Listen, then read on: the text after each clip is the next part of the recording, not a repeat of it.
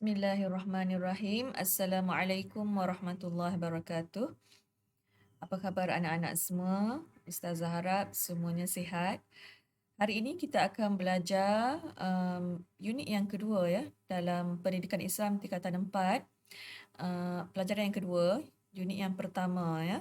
Unit yang pertama, pelajaran yang kedua iaitu Surah Al-Kahfi ayat 101 hingga 106. Surah Al-Kahfi ayat 101 hingga 106. So kita pergi kepada unit yang pertama dulu ya. Okey. Sebelum tu saya nak awak buka muka surat 7. Muka surat 7 ni kita nak baca ayat Surah Al-Kahfi ayat 101 hingga 106. Okey, Ustazah nak baca dengan tajwid dan makhraj yang betul dan Ustazah harap awak pun baca ikut yang Ustazah ajar ya. A'udzu billahi minasyaitonir rajim. الذين كانت أعينهم في غطاء عن ذكري وكانوا لا يستطيعون سمعا. Perhati pada huruf ain ya. A'yunuhum sam'a. أفحسب الذين كفروا أن يتخذوا عبادي من دوني أولياء إنا أعتدنا جهنم للكافرين نزلا قل هل ننبئكم بالأخسرين أعمالا الذين ضل سعيهم في الحياة الدنيا وهم يحسبون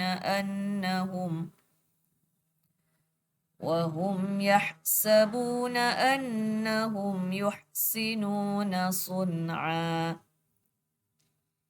أولئك الذين كفروا بآيات ربهم ولقائه فحبطت أعمالهم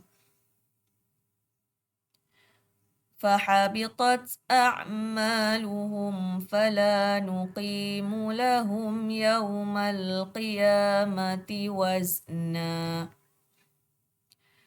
ذلك جزاؤهم جهنم بما كفروا واتخذوا آياتي ورسلي هزوا صدق الله العظيم. Ustazah nak awak baca ikut makhraj dan tajwid yang betul ya. Kalau ha bunyi dengan betul. Ha bukan ha. Kadang-kadang awak tertukar ha dengan ha. Ya. Afahasiba. Kalau ha macam annahum. Dia bukan annahum, salah.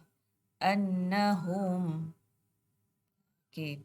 Kita pergi kepada kefahaman ayat ya, satu persatu. Tengok ayat pada 101. Alladzina kanat a'yunuhum fi ghita'in 'an dhikri wa kanu la yastati'una sam'a. Orang yang matanya tertutup daripada melihat tanda-tanda yang membawa kepada mengingatiku. Orang yang matanya tertutup, bukan mata tertutup kat sini kita tutup mata. Maksudnya mata dia celik tetapi dia tidak dapat melihat tanda-tanda yang boleh mengingati Allah. Apa dia maksudnya? Contoh kalau dia tengok pokok, dia tak nampak itu adalah kejadian daripada Allah ataupun pada diri dia sendiri. dengan sempurnanya Allah bagi mata kita boleh berkelip, mulut kita boleh bercakap, dia tak nampak kebesaran Allah di situ. Sebab tu kalau awak belajar sains terutamanya, awak kena relate kepada betapa hebat, betapa besarnya kekuasaan Allah. Allah kata orang yang matanya tertutup daripada melihat tanda-tanda yang membawa kepada mengingatiku. Tak nampak. Ya, dan mereka pula tidak dapat mendengar sama sekali. Maksud kat sini bukan mendengar kita tuli. Kita boleh mendengar, tetapi bila kita dengar ayat-ayat Allah ataupun kita dengar burung berkicauan, kita dengar sesuatu yang alam ini berbicara, kita tak dapat relate kepada mengingati Allah. Kita tak nak jadi orang macam ni, ya. Allah bagi panca indera, tetapi panca indera yang kita guna itu bukan untuk mengingatinya. Kita tak nak macam tu. Afahasibal ladzina kafaru an yattakhidhu ibadi min duni awliya. Allah kata, maka adakah orang kafir menyangka bahawa mereka mengambil hamba-hambaku sebagai makhluk yang disembah selain aku dapat menolong mereka. Aulia dapat menolong mereka. Maksudnya orang kafir, dia mengambil berhala ataupun dia menyembah matahari, dia menyembah apa-apa alam, pokok dan sebagainya ini. Allah kata, adakah mereka ni mengambil makhluk-makhluk Allah juga semua ni kan?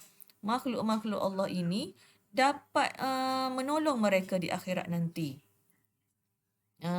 Allah kata, Inna a'tadna jahannama lil kafirina nuzula.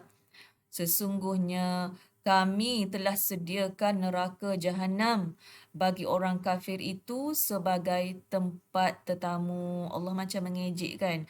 Tempat tetamu lil kafirina nuzula. Kafiri ni daripada perkataan kafara. Kafara ni maksud tutup. Tutup. Maksud tutup apa dia? Mata yang diberi oleh Allah, dia tertutup daripada mengingati Allah, mengenali Allah. Telinga yang diberi oleh Allah, dia tertutup daripada mendengar ayat-ayat seruan daripada Allah. Itu maksud kafara, tertutup. Kita tak nak menjadi orang yang tertutup daripada mengingati Allah, ya. Okey, pergi kepada ayat 103. Qul hal nunabbi'ukum bil akhsarina a'mala. Katakanlah, mahukah kami khabarkan kepada kamu akan orang-orang yang rugi amalan perbuatannya. Allah dah bagi tahu kepada kita. Qul hal nunabbi'ukum. Mahukah kami khabarkan siapa yang rugi amalan dia? Siapa dia? Ciri-ciri orang yang rugi amalan dia. Pada 104, tengok. Alladzina dhalla sa'yuhum fil hayatid dunya wa hum yahsabuna annahum yuhsinuna sun'a. Orang-orang macam mana yang rugi ni? Orang yang sia-sia usahanya dalam kehidupan dunia ini. Sia-sia, dia berusaha juga dalam kehidupan dunia. Sedang mereka menyangka bahawa mereka sentiasa betul apa yang mereka lakukan. Allahu Akbar. Kita tak tahu, kadang-kadang kita rasa kita solat, kita puasa, kan? Kita buat baik. Adakah segala usaha-usaha kita itu diterima oleh Allah? Sekiranya kita buat segala tu bukan kerana Allah, maka usaha tu sia-sia. Itu dikira orang yang rugi. Allah dah cerita. Orang yang dia rasa amalan dia kat dunia macam orang yang non-Muslim, kan? Dia bersedekah, tak kira lah 5 bilion ke 10 bilion ke dia bagi sedekah. Tetapi sekiranya dia tidak berakidah dengan akidah yang betul, dia tidak mengingati Allah, dia tidak membenarkan Allah dalam kehidupannya, maka segala amalan dia itu, walaupun dikira baik, kita nampak baik, tetapi sebenarnya segala amalan itu tidak membawa apa-apa faedah kepada diri dia di akhirat. Na'udzubillah. Kita pun takut, ya. Okey, kemudian ayat 105 Allah bagi tahu ciri dia. أولئك الذين كفروا بآيات ربهم ولقائه فحبطت أعمالهم فلا نقيم لهم يوم القيامة وزنا. Allah kata, mereka lah orang yang ingkar akan ayat-ayat Tuhan mereka. Ingkar kepada ayat Tuhan dan pertemuan dengannya. Biasa tak kita dengar orang-orang kafir, kalau kita baca Al-Quran sebelum ini pun mereka bertanya kepada Nabi Muhammad, "Ya Muhammad, um, bilakah berlakunya hari kiamat?" Bila berlaku hari kiamat? Kenapa hari kiamat tak datang-datang lagi? Mereka mengejek pertemuan mereka dengan Allah. Jadi kalau kita dalam akidah ataupun dalam hati kita, kita tak yakin dengan pertemuan kita dengan Allah. Kadang-kadang kita tengok kenapalah perangai kita. Kadang-kadang kita malas nak buat kebaikan kan. Solat pun akhir-akhir waktu. Sebab apa?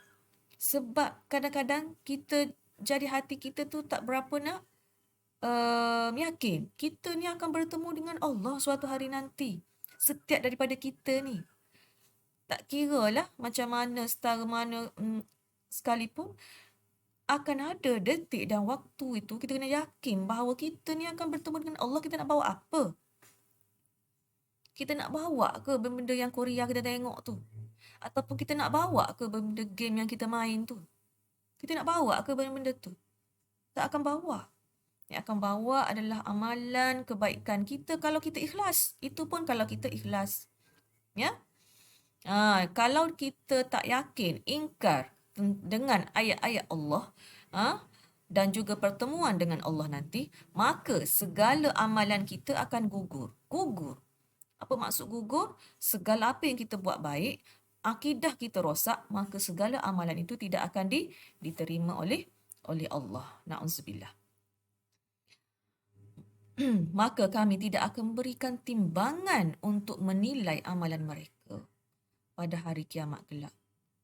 Ini yang kita takut, ya. Kemudian ayat yang ke-106, "Dzalika jazaohum jahannamu bima kafaru wattakhadhu ayati wa rusuli huzwa." Demikianlah balasan mereka ialah neraka Jahannam. Maksud di sini Allah Maha Adil.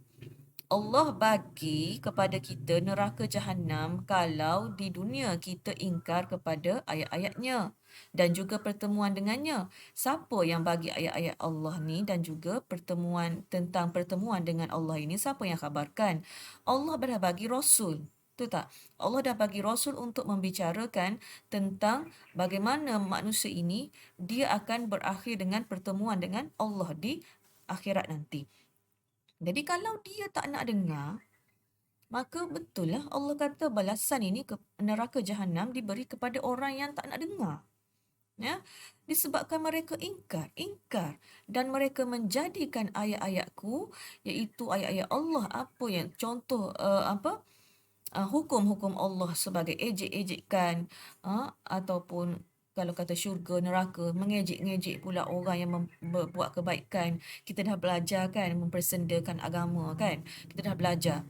Jadi orang yang mempersendakan agama memang macam inilah keadaan dia.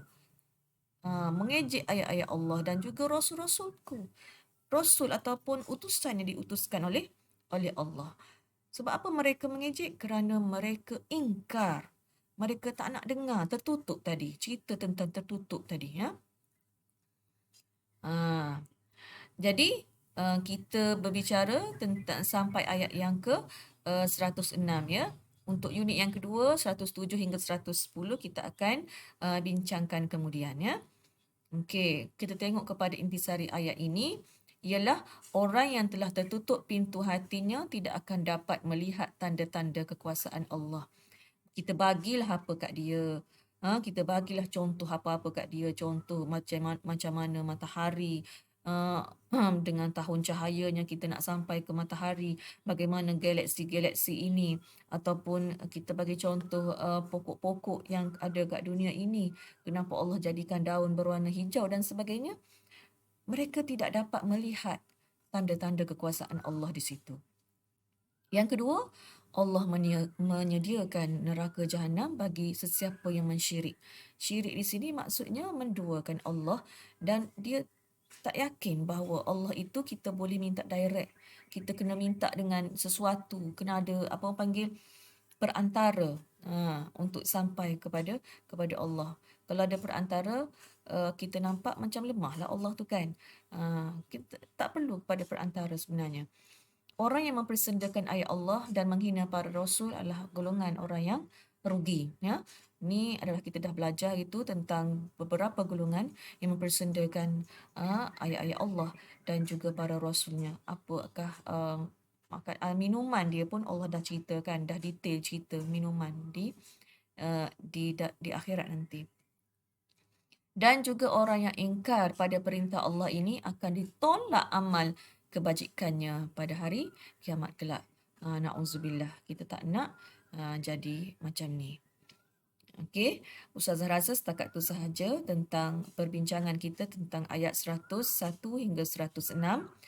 Dan Ustazah harap awak hafal ayat ini kerana dia, selain dia termasuk dalam ayat hafazan, dia sebenarnya adalah yang Nabi bagi tahu pada kita, kita sebenarnya kena baca kan setiap hari Jumaat 10 ayat awal dan 10 ayat akhir surah Al-Kahfi. Okey, setakat itu sahaja. Wabillahi taufiq wal hidayah. Wassalamualaikum warahmatullahi wabarakatuh.